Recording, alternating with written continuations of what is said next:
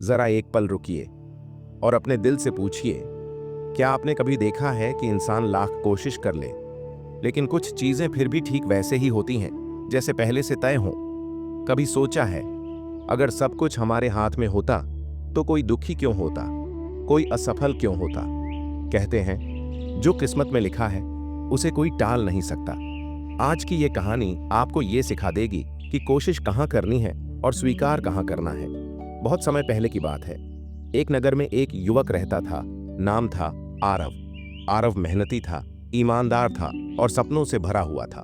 वो चाहता था कि उसकी जिंदगी पर सिर्फ उसी का अधिकार हो। वो अक्सर कहता, मैं अपनी किस्मत खुद लिखूंगा। आरव ने बहुत मेहनत की, दिन रात एक कर दी, लेकिन हर बार जब सफलता बस एक कदम दूर होती, कुछ न कुछ ऐसा हो जाता जो सब बिगाड़ देता। कभी पैसा रुक जाता, कभी अपनों का साथ छूट जाता, कभी हालात बदल जाते। एक दिन टूटकर वो एक साधु के पास पहुंचा। गुस्से और दर्द में बोला, अगर मैं इतनी मेहनत करता हूं तो मेरी जिंदगी में सब गलत क्यों हो रहा है? साधु मुस्कुराए। उन्होंने जमीन से एक सूखा पत्ता उठाया और कहा, क्या ये पत्ता हवा के साथ उड़ रहा है या हवा इसे उड़ा रही है? आरव चुप हो गया। साधु बोले, कुछ चीजें हमारे प्रयास से बदलती हैं और कुछ ईश्वर की योजना से होती हैं। साधु ने कहा, जो तेरी किस्मत में लिखा है वो तुझे मिलेगा ही, लेकिन किस रूप में, किस समय पर, ये तू तय नहीं करता।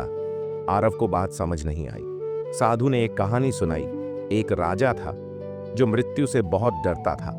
उसे भविष्यवाणी मिली कि उसकी मृत्यु एक खास दिन होगी। राजा ने उस दिन महल से बाहर निकलना बंद कर दिया, लेकिन उसी दिन महल की छत से गिरकर उसकी मृत्यु हो गई।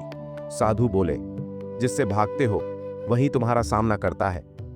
आरव की आंखें भर आईं। उसे समझ आया, वो मेहनत तो कर रहा था, लेकिन हर बार नतीजे को जबरदस्ती अपने हिसाब से मोड़ना चाहता था।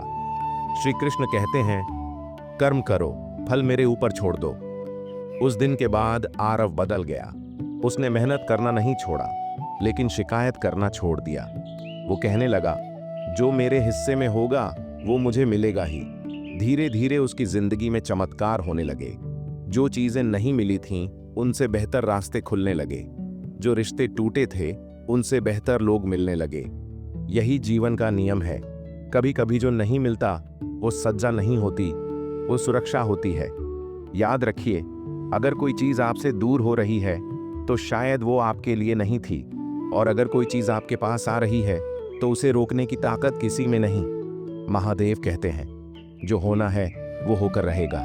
इसलिए प्रयास जरूर करो, मेहनत पूरी करो, लेकिन चिंता मत करो, क्योंकि ईश्वर की योजना हमारी सोच से कहीं बड़ी होती है। आज अगर आपकी जिंदगी में देर है, संघर्ष है, अकेलापन है, तो घबराइए मत। शायद भगवान आपको टूटने नहीं, तैयार करने में लगे हैं। अंत में एक सच्ची बात, जो किस्मत में लिखा है उसे कोई टाल नहीं सकता, लेकिन जो किस्मत में नहीं लिखा उसके लिए रोना अपना समय बर्बाद करना है।